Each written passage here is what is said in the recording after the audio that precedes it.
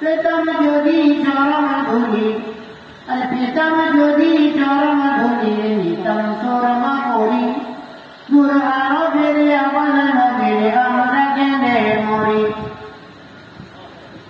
সকাল সাঁঝে নবীর নামে দরুদ যে জান পড়ে, দিওয়ানিসি গোদার আশিস তার উপরে ঝরে।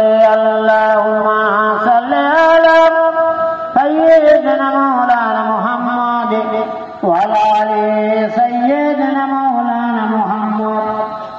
এই মজলিসটা হলো জান্নাতুল্লাহ, নেক মজলিস, জান্নাতের বাগান। এই মজলিসে এসে বসুন, আল্লাহ আল্লাহ রাসূলের কথা শুনুন। আলেমগণ এসেছেন আপনাদের সামনে, কোরআন হাদিসের ব্যাখ্যা হবে, তাই সকলে চলে যাবেন ইনশাআল্লাহ। একদিন এক সাহাবা হযরত ইবনে মাসউদ রাদিয়াল্লাহু আল্লাহ রাসূলকে বলছেন, ইয়া রাসূলুল্লাহ, ইয়া হাবিবুল্লাহ সাল্লাল্লাহু আলাইহি ওয়াসাল্লাম, আমি আপনাকে 1000টি ঘোড়া দান করব।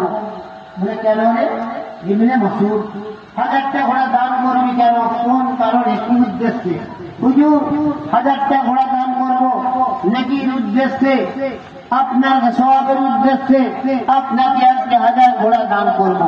বলে না না না, তুই আলেমদের সভায় বস, আলেমদের কাছে যা, আলেমদের কথা শোন, আলেমদের চেহারা দিকে দেখ, তাদের দর্শন কর।